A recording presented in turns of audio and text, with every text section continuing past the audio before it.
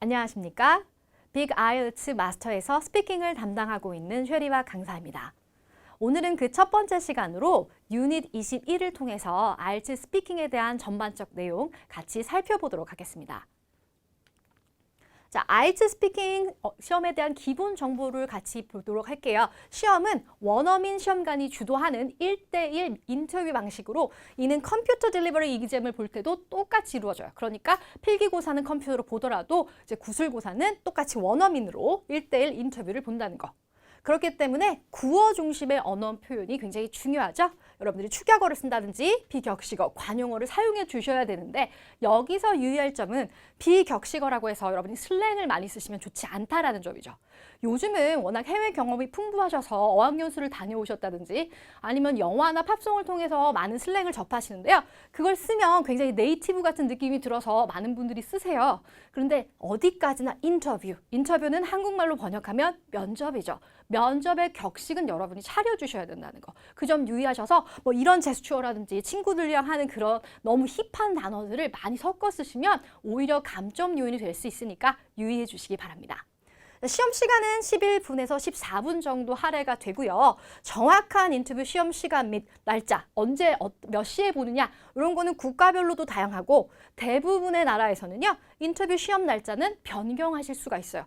저희의 나라, 한국에서도 마찬가지죠. 실험 시행기관에 따라서 스피킹 시험 날짜는 여러분이 선택하실 수 있습니다. 언제? 온라인으로 시험 신청을 하실 때.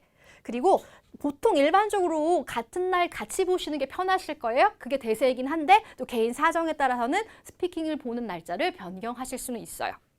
자, 예를 들어 이렇게 여러분들이 온라인 시험 접수를 하실 때 접수 기관은 굉장히 다양하죠. 저희 시험스쿨에서도 여러분들을 시험 접수는 하실 수 있습니다.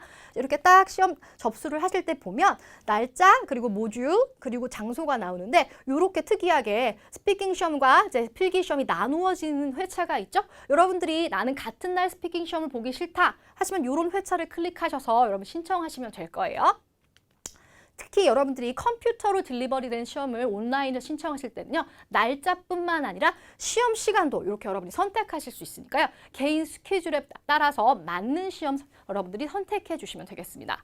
이거 외에 일반적으로 아이엘츠 스피킹 시험은요. 여러분 최종 시험을 보는 날짜, 스피킹 시험 보는 날짜는요. 이메일로 4일 전에 통보가 되고요. 시험 시간표는 이틀 전에 온라인 게시판에 다시 공지가 되니까요. 시험 보시기 전에 미리 확인하시고요. 여러분 시험에 임하시면 될 것 같네요.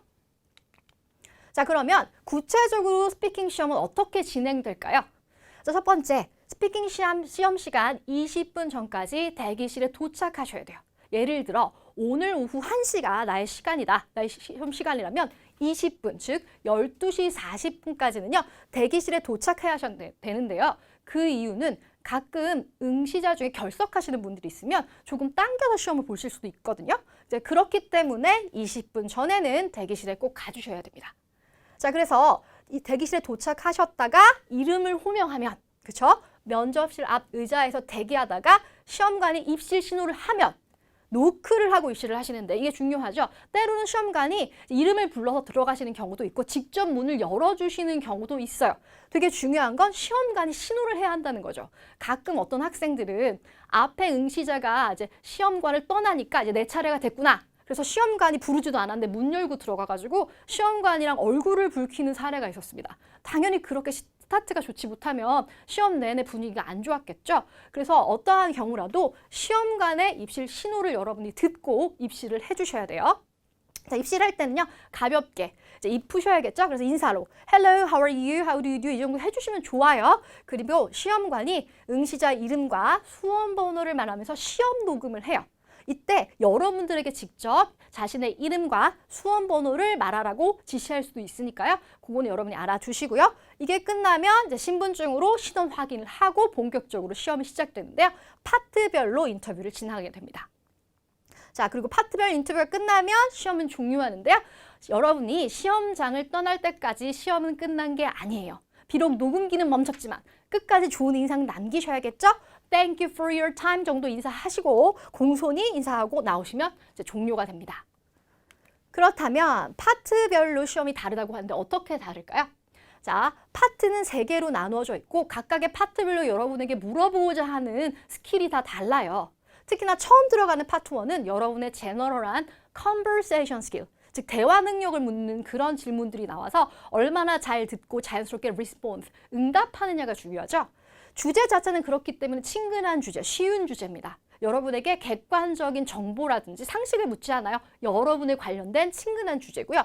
기본적으로 4분에서 5분 사이에 4개에서 8개 질문으로 유동적으로 나올 수 있는데 8개 같은 경우는 별로 좋지 않아요. 왜? 그 말은 여러분이 문제당 답변을 너무 짧게 하는 거죠. 한 줄 내외로 이렇게 짧게. 그러면 문제를 많이 물어볼 수밖에 없어요. 왜? 정해진 시간 내에 파트 1을 물어봐야 하니까. 하지만 반대로 여러분이 받은 질문에 답변을 충실히 길게 했다면 5분 동안 4문제 물어볼 수도 있는 거죠. 어느 쪽이 유리하다? 당연히 4개만 물어보고 길게 답변을 해야 여러분들이 더 유리한 거죠. 왜냐하면 여러분이 생각하지도 못했던 그런 질문이 뒤에 기다리고 있을 수도 있어요. 근데 내가 잘 알고 실습한 주제로 길게 말을 하면 그 질문은 나올 수가 없게 되는 거죠. 왜? 시간은 정해져 있으니까. 그러니까 이 부분을 여러분이 잘 생각하셔서 답변은 되도록 충실히 길게 해주시는 게 좋을 것 같아요. 자, 그럼 파트 2로 넘어가죠. 파트 2는 이제 여러분의 대화 능력이 아닌 프리젠테이션 스킬, 발표 능력을 물어봅니다. 즉 2분 동안 영어로 혼자 말씀하시는 거예요. 시험관은 어떠한 질문도 하지 않아요. 2분 동안 방해하지 않아요. 자, 일단 4개의 질문이 적혀 있는 토픽 카드를 줘요. 이제 토픽 카드 주제 하에 세부 질문이 4개가 들어가 있거든요. 그리고 연필과 노트도 같이 줍니다. 그리고 1분 동안 토픽 카드를 숙지하시고 내가 과연 이 내용의 질문을 다 답변을 넣어서 어떤 식으로 구성해서 발표를 할 건지 구상을 할 시간을 주겠죠.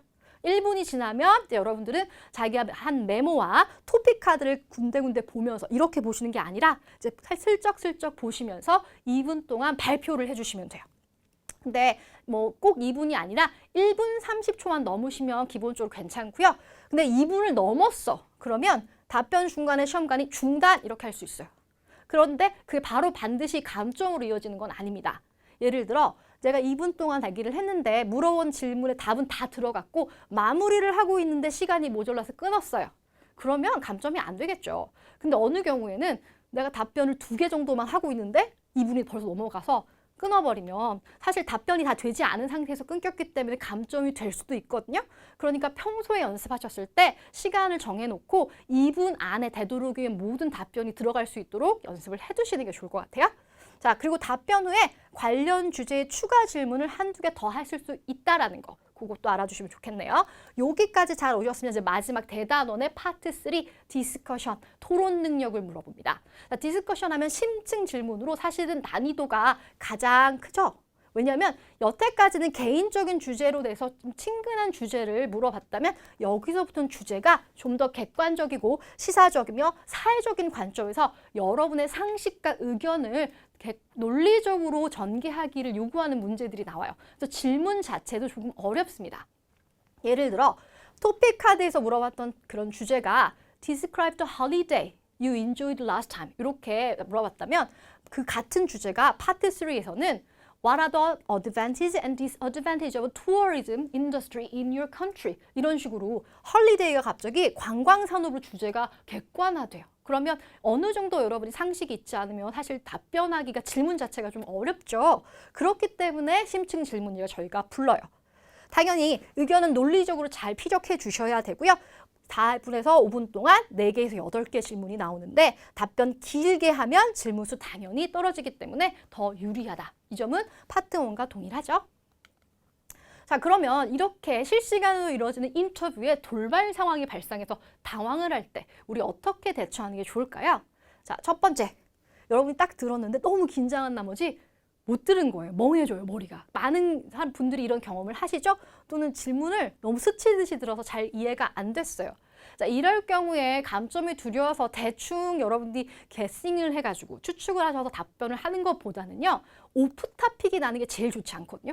물어본 질문에 아예 완전히 엇나간 대답을 해주시면 감점률이 굉장히 커요. 이럴 때는 과감하게 I beg your pardon? 또는 I'm sorry, but could you repeat the question, please? 해서 한 번 정도는 다시 물어보셔도 좋아요. 물론 이 표현을 매번 모든 질문에 사용하면 당연히 좋지 않지만 전체적으로 시험 보실 때 한 2번 정도 사용하시면 나쁘지 않으니까요. 정말 내가 놓쳤다 싶으면 과감하게 물어보세요. 자, 다음 상황 볼까요? 질문은 여러분이 다 들었어요. 뭘 물어보는지도 알겠는데 한 번도 생각해보지 않은 주제라서 갑자기 멍한 거죠. 이런 문제가 가끔 나와요. 여러분들이 아무리 기출을 열심히 보고 들어가셨다 하더라도 또 어떤 내용을 물어볼지 모르기 때문에 가끔 당황하시죠. 최근에 나왔던 그런 질문 중에 하나가 천문학에 관한 질문이었어요. 천문학이란 주제 자체가 한국어로도 우리가 잘 논하지 않죠. 별자리를 물어본다든지 또는 Do you often look up the sky? 이렇게 가끔 하늘을 쳐다보니? 왜? 이런 식으로 또 why not? 이런 것들을 물어보는데 이제 준비를 안 한 상태에서 이렇게 불쑥 뭐 질문이 들어오면 여러분들이 당황하시죠? 자, 이러면 어떻게 해요, 선생님? 하시면 일단은 어떻게든 show must go on 계속 말씀하셔야 돼요. 내용을 상상하시거나 내 얘기는 아니지만 영화나 책이나 친구 얘기도 내 얘기라고 생각해서 간접 체험한 내용으로라도 어떻게든 답변을 해주셔야 돼요. 예를 들어 별자리 물어봤는데 별자리 모르겠어요. 근데 별자리 이름이 뭔지는 알거든. 사수자리, 천칭자리, 물병자리, 물고기자리. 뭐 내가 어디에 속했는지 모르겠지만 물고기 자리가 영어로 표현하기는 좀 편한 것 같아. 그래서 fish sign이라고 이런 식으로 여러분 지어내셔도 사실 여부를 시험관이 확인해 볼 수는 없죠. 그러니까 여러분들은 되도록 어떻게 지어내서라도 답변은 해주셔야 돼요. 멍하니 답변을 하지 않고 넘어갈 수는 없어요. 바꿔주지 않아요. 그렇기 때문에 답변은 꼭 어떻게든 하시는 거 중요합니다. 자, 마지막으로 시험관이 질문을 했어요. 들었는데 정말 모르는 거예요. 이 단어는 처음 들어보는 단어야. 그럼 여러분 어떻게 하시겠습니까? 일단 한 번 다시 들려주세요 하세요. 어쩔 수 없어요. 그래서 단어의 발음이라도 여러분 어떻게 해야 된다? 숙지하셔야 돼요. 딱 파악해요. 캐치하셔서 그걸 물어보시는 거예요. 질문으로. 물론 질문을 많이 하는 건 좋아하지 않아요. 하지만 이런 식으로 질문 형식으로 단어의 뜻을 간접적으로 물어보신다면 어느 정도는 풀이를 해주죠. 무슨 뜻이냐? 예를 들어 볼게요. 자, 질문이 이거였어요. In what way does discarded package causing environmental problem? 딱 들으니까 패키징 알아듣겠고 환경 문제 알겠는데 discarded가 걸려요. 이게 뭔가 좀 다른 의미가 있는 것 같아. 나는 모르는 단어야. 그러면 얘를 콕 집어서 여쭤보는 거예요. 일단 한 번 더 들려줄래요? 해서 다시 한 번 들어서 단어의 발음을 숙지하신 후에 그렇죠? 그런 다음에 Does the discarded package mean rubbish? 이건 내가 guess한 거거든요. 상황을 보니까 왠지 쓰레기 대충 이런 것 같아서 이게 포장재잖아요. 포장재가 환경 문제를 어떤 방식으로 유발하니까라는 질문인데 이 앞에 discarded가 마음에 걸리는 거죠. 그래서 최대한 상황상 rubbish로 guess를 하거나 이도저도 안 되면 그냥 다이렉트하게 물어보세요. What does discarded mean? 하면 시험관에 따라서는 풀이를 하거나 패러프레이징을 해주시는 경우가 있습니다. 그런 식으로라도 접근해서 어떻게든 답변을 하려고 노력하시는 거예요. 이거는 자기가 답변을 하려는 노력의 의지를 보여주는 거예요. 자, 그러면 채점은 어떻게 할까요? 라고 여러분들 고민하시는데요. 이제 여러분들이 IELTS 스피킹 시험 채점을 아무래도 사람이 하다 보니까 객관성이 떨어지는 거 아니에요, 선생님? 하고 걱정들을 하시더라고요. 근데 생각 외로 채점 기준은 굉장히 명확하고 분명해서 이렇게 객관성을 유지하기 위해 노력해요. 자, 첫 번째, 채점을 할 때는요. 얼마나 유창하고 일관성 있게 답을 했느냐가 중요하죠. 자, 플루언시와 코헤런스라고도 얘기하는데 유창성은 여러분들도 알고 계시겠지만 반복하시거나 더듬고 수정하시면 안 돼요.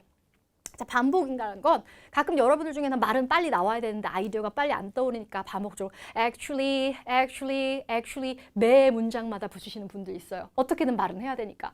자, 감점으로 이어지겠죠. 그리고 다시 수정하지 말라고 하는데 이게 뭐냐면 가끔 여러분 말을 뱉었는데 아차 싶은 거 있죠. 예를 들어 I go to school yesterday. 이거 과거 시제 써야 되는데. 이러면 I went to school yesterday 하고 한 번 정도 다시 해서 수정하시는 건 괜찮아요. 근데 자꾸 수정하시면 결과적으로 이 사람이 문법적으로 완성도가 떨어진다든지 실수를 자주 하는구나 이런 인상을 주기 때문에 사실 좋지 않죠. 그리고 단어 문법 찾으려고 머뭇거리시죠? 어떻게?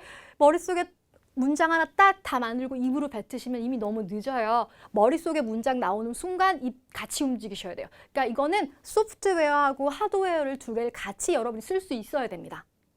그리고 연결을 잘 쓰시면 이제 일관성에서 어필을 하실 수가 있는데 이건 크게 어렵지 않아요. 연결어를 여러분들이 군데군데 넣어서 내가 말하는 말이 굉장히 논리적으로 일관적으로 전개가 잘 되고 있어요를 보여주시는 거예요. 그런 것들로는 hence, therefore, that's why, having said that 쓰시면 되는데 이제 이거 말고 뭐 좀 더 간단한 and, also, but, that's why, so 이런 것들 쓰셔도 상관없습니다.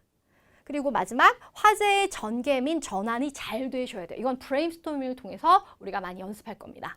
자, 이게 유창성과 일관성의 가장 중요한 키포인트들이고요.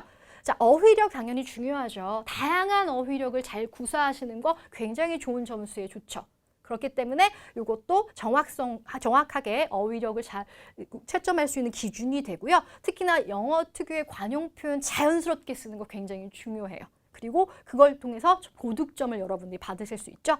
그렇기 때문에 영어식 표현이라고 하면 뭐 여러분 이디엄 많이 생각하시는데 생각보다 이디엄은 그렇게 점수를 많이 주지 않아요. 그거보다는 상황에 맞는 단어들이나 이제 프레저 버브라고 하는 그렇죠? 요거 구어에 많이 써요. 문어보다는 구어에 맞는 프레저 버브를 잘 활용하신다든지 콜로케이션이라고 해서 동사랑 목적어가 잘 맞게 되는 그런 표현들을 여러분들이 좀 더 잘 구사해 주시는 게 좋고요. 그리고 같은 동의어 반복보다는 패러프레이징 해주시면 점수가 좋죠. 즉 한정된 형용사로 돌려막기 좋다는 무조건 nice 아니면 good보다는 excellent, brilliant, amazing 이런 식으로 여러분들이 좀 돌려 쓰실 수 있는 게 중요합니다. 자, 그럼 문법 내용하고 정확성 살펴보도록 할게요. 당연히 문법은 정확해야 되죠. 그리고 다양해야 합니다. 그래서 다양한 문장 형태나 형식을 자연스럽게 구사하시면 당연히 고득점으로 이어져요. 분사구문이라든지 관계대명사나 진주어가주어, 투부정사 이런 것들을 골고루 활용하시는 게 좋고요. 그리고 일관성 있는 정확한 문장을 사용하셔야 되고 마찬가지로 더 중요한 거, 여러분들 문법적으로 제일 중요한 거 기본은 성수일치예요. 시제와. 이런 것들을 틀려버리면 아무리 화려한 단어를 쓰셨다 하더라도 기본적으로 감점이 크겠죠. 그리고 발음입니다. 발음에 관해서는 여러분들이 많이 고민을 하세요. 선생님, IELTS는 영국에서 만들어진 시험이니까 제가 영국식 발음 쓰며 가산점 붙나요? 또는 영국식으로 발음해야만 되나요? 라고 고민하시던데 그런 건 전혀 상관이 없고요. 여러분이 미국식 영어를 쓰시든 뭐 영국식, 호주식 아니면 뉴질랜드, 캐나다 이런 식으로 쓰시든 간에 정확하게 하시면 돼요. 발음은 정확하고 억양이나 인토네이션도 잘 살리시는 것이 발음 면에서는 고득점을 얻을 수 있는 키포인트들이고요. 절대 속도가 중요하지 않아요. 여유 있는 발음을 일관되게 유지하시는 게 중요합니다. 여러분이 마치 나는 텔레비전의 뉴스를 보도하는 리포터다라고 생각하셔서 그분들이 말씀하시는 속도 정도나 그보다 조금 느리게 하셔도 발음만 정확하게 조리 있게 말씀하신다면 고득점에 충분히 승산이 있거든요. 빨리 말해서 대단히 영어 잘하나 봐. 이거는 논네이티브 사이들에서만 그렇게 먹히는 전략이고 이제 우리가 네이티브 앞에서 당연히 인터뷰를 보기 때문에 오히려 천천히 또박또박 말씀하시는 게 더 좋아요. 그리고 그렇기 때문에 천천히 또박또박하면 훨씬 이해를 쉽게 할 수 있겠죠. 그래서 발음은 그 부분을 더 유의해 주시는 게 중요하다라고 강조드릴게요.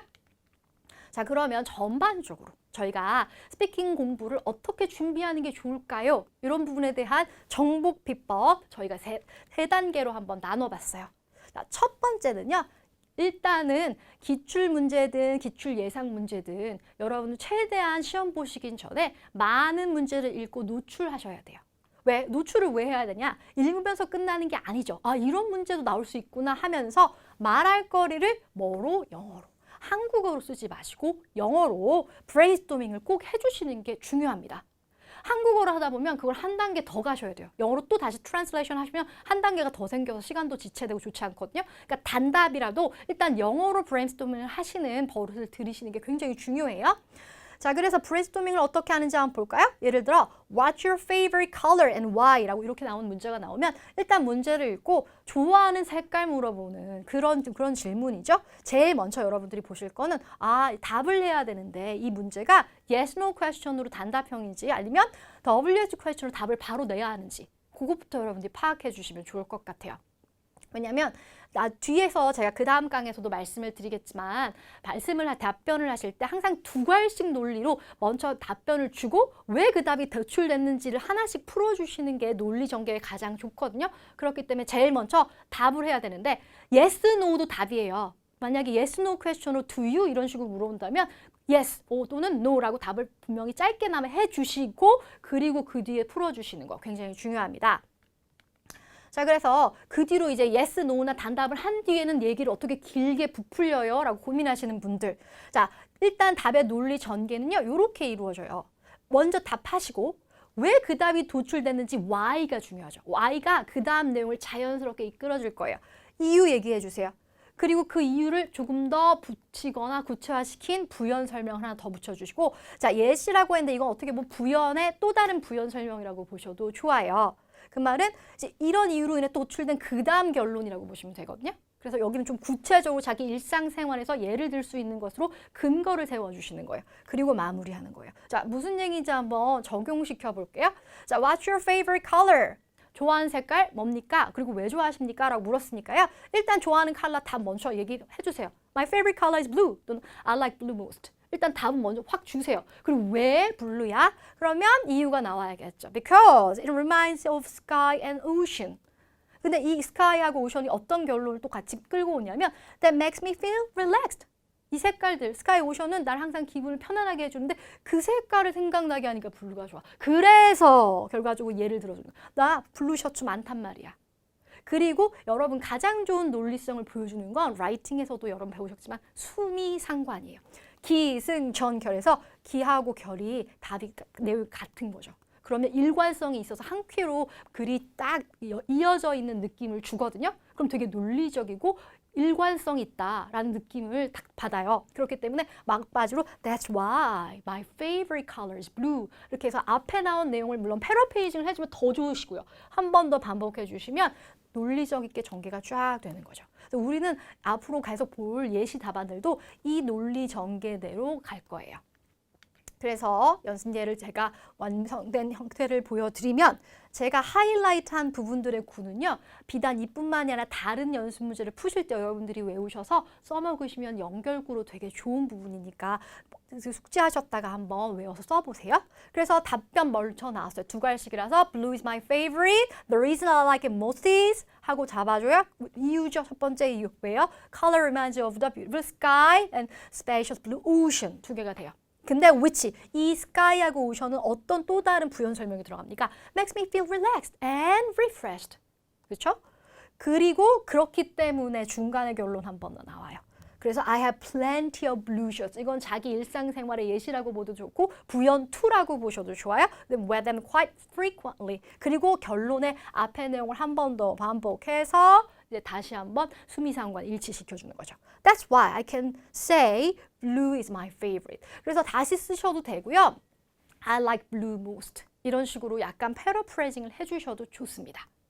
자, 분량은 이렇게 한 3-4줄이면 파트 1에서는 가장 좋아요.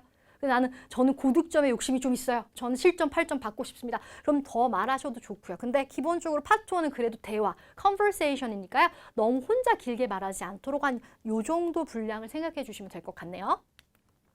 자, 그리고 이렇게 브레인스토밍이 끝났으면 음원 따라 말하기, 쉐도잉을 통해서 이제 여러분 소프트웨어에 대한 이제 공부가 끝났으면 하드웨어 연습을 하셔야겠죠. 자, 저희 교재에서는요, 저희가 제시하는 모든 모범 답안의 음원 파일을 원어민 선생님이 멋지게 발음해준 음원 파일이 다 있기 때문에 여러분 그걸 100번 활용하셔서 쉐도잉 하시면 됩니다. 쉐도잉이라는 건요, 음원을 따라 말하는 건데 쉐도잉을 통해서 여러분 발음 교정이라든지 억양 또는 내용의 구성까지도 공부하실 수 있어요. 그래서 주의하실 점은 스피킹 시험에서 공부하는 쉐도잉과 리스닝용 쉐도잉은 조금 다를 수 있으니까요. 그 부분은 여러분 제가 다음 장에서 설명을 좀 드릴게요. 자, 스피킹용 쉐도잉은 어떻게 하는 게 좋아요? 라고 하면 일단 음원을 여러분이 틀어요. 틀어서 한 줄씩 끊으세요. 문장 단위로 끊으세요. 일단 한 줄 단위로 끊고 그 문장 한 번 더 듣는데 한 번 더 들을 때는 이제 더 디테일하게 한 문장을 끊는 거죠. 주어나 동사가 바뀌는 부분을 끊는다든지 5단어인데 3단어는 몰아서 한꺼번에 읽고 그 다음 쉬고 한 단어 읽고 그 다음 한 단어 이런 식으로 숨을 쉬는 포즈 부분이 있을 거예요. 그리고 연음으로 어떤 단어 그룹은 한꺼번에 주르륵 읽어버리는 부분, 거기가 연음이고 스피드를 좌우하는 부분이거든요. 그런 부분이 어딘지 여러분이 끊는 거죠. 그런 다음에 단어 속의 강세라든지 문장 속의 억양 이런 것도 표시해 주시면 좋아요. 그렇게 1회 한 번씩 듣고 표시한 다음에 그걸 바탕으로 이제 여러분이 음원 듣고 다시 읽어서 최대한 모방하시면서 읽어보시는 거죠. 자, 다시 모방해서 읽을 때는요. 옆에 있는 사람이 들을 수 있는 정도의 목소리 크기로 내가 들을 수 있는 정도의 크기예요. 조그맣게 독서실에서 중얼중얼 하는 거 의미 없어요. 그렇기 때문에 요거는 여러분 댁에서 하시는 걸 추천해 드리고요. 그리고 이게 여러분이 어느 정도 숙달이 되면 한 번에 한 줄이 아니라 한 번에 2-3줄씩 문장을 듣고 따라 하실 수가 있게 돼요. 그리고 이제 더 업그레이드 버전. 이제는 예문을 보지 않고요. 듣고 바로 따라할 수 있는 이런 경지까지 드리고 마지막 최종 버전은 어떤 거냐? 들었는데 이 내용을 그대로 앵무새처럼 따라하는 게 아니라 부분 내가 알고 있는 단어나 이런 어휘로 바꿔서 패러프레이징해서 다시 리프레이징해서 말씀하시는 여기까지 오시면 아주 고득점이 굉장히 중요해요. 굉장히 도움이 많이 되는 방법이거든요. 근데 구체적으로 보시면 아까 제가 보여드린 브레인스토밍 예시문이었는데요. 예를 들어 blue is my favorite color 하면 뭐 이런 정도의 짧으니까 여러분들이 대충 주어 여기서 끊고 하셔도 좋아요. 근데 그 다음 문장 보면 the reason I like it most is 하고 보통 포즈가 여기 들어가죠. That the color 하고 끊어주고 reminds of a beautiful blue sky and the special blue ocean 이런 식으로 억양이나 액센트가 들어가서 단어는 이 액센트 강세가 첫 음절에 들어가는지 뒷음절에 들어가는지 이런 것도 여러분들이 점을 찍어서 읽을 때 되도록이면 그 부분을 신경 써서 읽으시는 게 굉장히 중요해요. 그렇게 처음엔 좀 느리지만 그렇게 읽다 보면 나중에 숙달이 돼서 여러분들이 자연스럽게 쭉 읽게 되기 때문에 어차피 영어가 여러분들의 모국어가 아니기 때문에 여러분의 하드웨어, 즉 텅이라든지 성대는 단련이 좀 필요해요. 따라 읽기를 통해서 영어가 자연스럽게 구사될 수 있도록. 그러니까 훈련인 거죠. 근육 훈련과 똑같다고 보시면 돼요. 여러분이 훈련해 주시면 되니까 쉐도잉은 그렇게 연습을 해주시면 좋을 것 같고요. 쉐도잉으로 끝나는 게 아니죠. 과연 내가 잘하고 있을까? 자가 진단 하셔야 돼요. 그게 바로 레코딩입니다. 여러분이 가지고 계시는 스마트폰에는 녹음 기능이 다 있죠. 그러니까 여러분이 쉐도잉을 하시든 뭘 하시든 간에 자기 답변은 확 녹음을 해서 이제는 해져놓고 객관적으로 내 답변을 여러분이 평가 채점하시는 거예요. 이게 다른 사람이 당신 지금 발음 여기가 이상해요. 문법 이거 다들 틀려. 이렇게 지적해 주는 것보다 훨씬 개선 효과가 높아요. 왜냐면 자기 머리에 각인이 되거든요. 내 목소리를 내가 듣고 나 여기 발음 이상하게 하네. 너무 속도가 느리네. 나 여기 문법 자꾸 이거 과거시 틀리네. 못하네. 이런 걸 자기가 내 목소리를 듣고 깨닫잖아요. 그럼 자기 머리에 그게 각인이 돼요. 그래서 다음번 말하실 때 더 조심하게 돼요. 근데 다른 사람이 과거 시제를 자꾸 틀리세요. 발음이 이상해요. 이렇게 하면 와닿지가 않아서 잘 못 고치시거든요. 그렇기 때문에 레코딩을 통해서 자기가 잘하고 있는지 자기 점검하는 건 정말 한 수예요. 숨겨진 한 수. 굉장히 중요한 부분이거든요. 그러니까 처음에 레코딩해서 자기 목소리 들으면 정말 손발 오글오글 하실 텐데도 그래도 꾹 참고 들으시다 보면 그게 쌓이다 보면 굉장히 개선 효과가 높으니까요. 활용해 주시기 바랍니다. 자, 그럼 우리 브레인스토밍을 통해서 프랙티스 테스트에 있는 문제들을 한번 살펴보도록 할게요. 세 문제 저희 교재에서 나와 있죠? 첫 번째 문제. Do you enjoy being your current age? 하고 물어봤어요. 자, yes, no question으로 나오는 do you로 물어봤고 키워드는 당연히 age고 current는 뭐 스쳐 지나가듯 못 들을 수도 있는데 전반적으로 현재 나이 만족하십니까? 라는 그런 질문이죠. 그리고 당연히 이유도 말씀해 주셔야 되고요. 그래서 이제 브레인스토밍을 하시면 이제 그다음 전개의 흐름에 따라서 먼저 대답 해피하다, 좋아요, 예스 하시면 구체적으로 몇 살이길래 예스인지 나이도 밝혀주시면 좋겠죠. 근데 왜 자기 나이에 지금 인조잉하고 있는지 이유 들어가야겠죠? 그래서 보다 자신감이 가질 수 있어요. 좀 긍정적인, 여기서는 형용사를 넣어주셔야 돼요. 자기가 전보다 훨씬 더 개선됐다든지 더 성숙해서 좋다든지 이런 식으로. 그래서 저희가 드린 모범 그 답안에는 more confident in myself라는 표현이 들어가 있을 거예요. 왜 more confident 하게 됐는? 또 왜요? 사실은 부연 1이. 왜냐면 내가 나이를 32살이 되니까 사회성이 더 개선됐어. 더 좋아졌어. 이렇게 들어가는 거죠. 그러니까 항상 그 다음 문장 뭘 쓸지 모르면 왜를 생각하세요. 왜? 근데 왜 더 자신감이 늘었지? 이것 때문에 이렇게요. 그리고 또 다른 부연. 자기가 나이를 먹으면서 더 지식이 쌓인 거죠. more knowledgeable 해줬습니다. 이렇게 됐어요. 그래서 이걸 하나 묶어서 이유 부연 1, 2로 이렇게 전개했고요. 게다가 32는 아직 젊잖아요. 아직 배울 것도 많고 경험할 것도 많고 포텐셜이 많은 나이예요. 별로 그렇게 아직 늙은 나이라고도 생각하지 않아. 그래서 나는 만족해요. 해피, 인조이해요. 그리고 마무리는 이제 요거 내용을 한 번 더 서머라이징 하거나 강조하면서 끝나시는 거예요. 수미상관 기억하시죠? 대체로 overall, I'm very happy 또는 뭐 that's why I'm happy with my age 이렇게 해서 다시 한번 반복해 주셔도 좋겠죠. 자, 그래서 브레인스토밍 한 내용을 다시 한번 정리를 해보면 좋은 표현 몇 개만 짚고 갈게요. 제일 좋은 건 이렇게 답변을 바로 해줘야 돼요. Yes, I do. No, I don't. 이렇게 하면서 시간도 버세요. Yes, I do. 하고 조금 포즈 갖고 그 다음 내용 들어가면 좋겠죠. 그래서 보통 현재 시제로 물어본 답변에 이렇게 현재 완료 쓰시면 그 시제도 변형이 조금 있었죠. 그러니까 이런 거에도 엑스트라 포인트 여러분 기대하실 수 있을 것 같네요. I've just turned 32. 자, 나이가 나 이제 막 32살 됐어요 라는 표현으로 현재 완료에다가 become 생각하시지 마시고 turn 쓰시면 훨씬 더 콜로코레이션이 좋은 표현이에요. 영어스러운 영어 표현. And feel more confident in myself. 왜냐하면 because나 as 쓰셔도 돼요. 근데 since 좀 더 멋있죠? I believe that my social skill has greatly improved. 여기 또 현재 완료 들어간 거 보세요. 과거부터 지금까지 꾸준히 발전했으니까 also 또 다른 부연 들어가네요. Much more knowledgeable. 전보다. 그래서 비교급도 굉장히 좋아요. 비교급 최상급도 여러분이 말씀하실 때 쓰시면 이런 것도 문법적으로는 엑스트라 포인트 기대하실 수 있을 겁니다. 심지어 시제도 과거 한번. 그러니까 시제의 variation과 함께 연결구가 참 잘 들어가 있죠. Of course, I'm still quite young, so 결론을 나타내는 이 연결구죠. I have many more things to learn about and experience. 여기 experience는요, many more things to learn, many more things to experience. 동사예요. 그래서 결론, 오버를 하셔도 되고요. 이런 거 너무 많아서 선생님 뭘 외워야 할지 모르겠어요 하면 가장 무난한 거. That's why I can think, I can say 뭐 이렇게 들어갈 수 있죠. Being 32 is good 이렇게 들어가시면 되겠네요.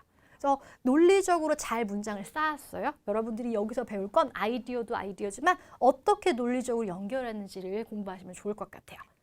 그래서 이제 보케블러리도 연상을 좀 해보시면 요거는 그냥 종이에다 여러분이 한번 넣고 끄적끄적해서 보케블러리를 어디까지 내가 전개할 수 있는지 살펴보시는 것도 좋아요. 그래서 인조이한다. 그래 난 내 나이가 좋아. 해피하다면 이런 유사어들 satisfied with, feel mature, confident, experience, wiser 좀 더 현명해지겠죠. 전보다. 그러니까 knowledgeable과 비슷하다고 보시면 좋을 것 같아요. 그리고 뭔가 더 발전된, 점점 더 발전, 진화하는 느낌? develop, improve 이렇게 들어가셔도 좋고 저는 제 나이가 별로 행복하지 않은데요 하시는 분들 worry about, 걱정돼요.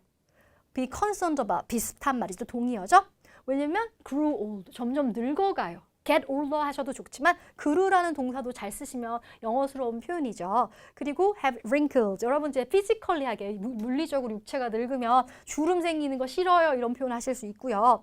have not come true나 have not achieved는 아직 내 꿈이나 목표를 달성하지 못하니까 지금 이 나이가 나이만 먹어서 싫어요 이렇게 말씀하실 수도 있을 거예요. 이건 어디까지 여러분의 연상의 자유예요. 이거보다 더 좋은 보캡을 가지고 계신 분도 있고 이런 표현 하고 싶은데 하면 이제 여러분 사전을 찾아서 표현도 좀 만들어 보시고 그게 중요하겠죠. 마찬가지로 age 하면 어떤 단어들이 연상이 될까? 쭉 한번 머릿속에 있는 단어를 정리한다고 생각하시면 돼요. 그래서 나이를 점점 먹는다. get grow older, mentally, physically 어떻게? 이런 표현 같은 거. look young for one's age는 나이에 비해 젊어 보이는데? 동안인데? 뭐 동안이 베이비 페이스 이런 얘기도 하는데 보통 이렇게 보면 나이에 비해 젊어 보세요. You look young for your age. 이렇게 많이 표현하니까 이런 표현도 쓰시면 좋고 뭐 생일 얘기가 나올 수 있겠죠. age니까. 그래서 생일 주인공은 birthday girl, birthday boy 이렇게 불러요. 그죠? 그리고 birth는 아실 테고요. 그리고 막 뭐 몇 살이 되었어요 할 때 become보다는 have just turned고 이런 거죠. 다음 달이 되면 저 이제 딱 30살 돼요. 이럴 때는 미래 진행을 쓰시는 거예요. will be turning. 여기는 will have turned가 아니라요. 미래 완료가 아니라 미래 진행을 쓰시고 진행 뒤에는 미래의 시간을 나타내는 시간 부사구 같이 써주셔야 된다는 거. 이런 표현 주시고요. aging은 노화예요. 그래서 요 뒤에 부사를 붙여서 aging slowly라든지 aging quickly라든지 이런 거 붙여서 더 확장해 주시면 좋겠어요. 이건 제가 여러분한테 예시로 보여드리는 거예요. 여러분은 더 좋은 단어가 있고 내가 쓰고 싶은 단어들이 있으니까 여러분들이 브레인스토밍을 할 때 보캐블러리는 이런 식으로 확장해 보시는 거 굉장히 좋은 연습이에요. 자, 두 번째는요. Describe a woman who is important in your life. Who is she and what is she like? 자, 엄밀히 말하면 이 표현 같은 경우는요. 타스크, 즉 파트 2에 있는 프레젠테이션의 문제 유형과 유사한데 오늘은 첫 개강이니까 전반적인 문제들 한번 다 살펴보도록 할게요. 자, 그래서 대답은 어머니. 자, 어머니가 왜 나는 가장 좋아? 그 어머니가 어떤 분이신지 성격도 물어보고 중요한 사람인가? 이유. 어머니는요 조용하고 온화해요. 그래서 calm and mild고 그래서 왜 그런지 부연 설명으로 목소리가 조용하세요. gentle voice입니다. 그래서 이건 어떻게 보면 근거죠. 그리고 또 성격이 되게 attentive 하세요. 그래서 어때요? 가족을 위해서 희생도 많이 하셔요. 그래서 어머니한테 항상 고맙게 느껴요. 이렇게 마무리를 지으려고 해요. 물론 진짜 파트 2 프레젠테이션은 내용을 좀 더 길게 해주시는 게 좋겠죠. 2분 동안 말씀을 하셔야 되기 때문에. 자, 그래서 브레인스토밍을 들어갈 건데요. 쭉 보시면 알겠지만 여기서 문제에서는 describe woman who is important in your life and who is she and what is she like? 라고 물어봤어요. 이제 like라는 건 여러분 아시겠지만 어때요? 그분은 어떤 분이세요? 하니까 personality를 주로 많이 물어보는 거고 만약에 외모를 물어보고 싶으면 look이라는 동사를 그 전 아마 나와 있을 거예요. look이라는 동사를 반드시 넣어줄 거니까요. 그냥 like라고 물어볼 때는 기본적으로 personality 쪽에 많이 치중을 하셔서 설명을 해주시면 좋을 것 같아요. 그래서 답변 나오고 성격 설명 그리고 중간에 연결을 넣어서 정리 그리고 마무리 that's why. 이런 순서대로 하되 진짜 실전의 파트 2는 분량은 요거보다 좀 더 길게 해주셨으면 좋겠습니다. 자, 세 번째 질문 한번 볼까요? Do people in your country use public transportation a lot? 이라고 물어보는 yes, no question이니까요. 대답은 yes, no 이런 걸로 먼저 해주시고 구체적으로 public transportation은 뭐인지 railway라고 답을 콕 찍어줬죠. 그리고 왜 railway가 가장 인기 있는 대중교통수단인지 이유를 잡아줘요. 왜냐면 왜 그게 잘 발달되어 있냐면 요것 때문에. 그래서 사실은 논리적 전개가 3단인 거예요. 구체화시키고 왜? 근데 그것도 왜예요. 두 번째 이유예요. 매우 비싸지 않은 요금, 즉 요금이 저렴해서가 두 번째 이유죠. 그래서 마무리, 그래서 나도 선호해, 나도 자주 써. 이런 식으로 마무리할 건가 봐요. 보면 Yes, we do 라고 나와 있죠. 그래서 in particular란 연결어군요. 구체적인 예시를 해줄 때 되게 좋아요. 여러분 중에서는 public transportation의 구체적 예시로 철도가 아니라 서브웨이를 고르실 수도 있고 버스를 고르실 수도 있어요. 근데 이분은 이 대중교통수단을 하나로 끌고 가기보다는 그 중에 하나인 그 철도를 콕 집으니까 내용이 더 디테일해지면서 표현하시기가 편해서 아예 딱 집어주신 거예요. 근데 어떤 분들은 그냥 대중교통수단을 하나로 그냥 끌고 가실 수도 있어요. 그건 여러분의 선택입니다. 그리고 잘 발달되어 있어요. 왜? 그리고 특히나 high population density, 높은 인구 밀도를 잘 처리할 수 있어서 좋아요. 나와요. 게다가 furthermore. 자, 보시면 연결어구가 조금 더 심화되어 있죠. The fares are very reasonable. 요금도 굉장히 비싸지 않아 합리적이에요. 따라서 therefore, that's why many people prefer to use public transportation rather than 비교하고 있죠. To drive a car. 자, 엄밀히 보면 이 세 번째는요. 파트 3 디스커션 유형의 답변을 조금 축약해 놓은 거라고 보시면 좋아요. 연결어구가 보시다시피 여러분이 writing essay 쓰실 때 쓰는 연결어구 좀 익숙한 거 많이 나오죠. 말씀을 하실 때도 파트 3는요. 요렇게 좀 더 심화된 어휘를 통해서 내가 논리적이다라는 걸 많이 어필해 주시는 게 좋아요. 자, 지금까지 첫 강 저와 함께 같이 공부하시면서 전반적으로 IELTS 스피킹에 대한 살펴봤는데요. 다음 시간에는요. 저희 구체적으로 파트 1 문제를 풀어보면서 이렇게 배운 이론들이 어떻게 적용되는지 같이 살펴보도록 하겠습니다. 오늘 수고하셨습니다.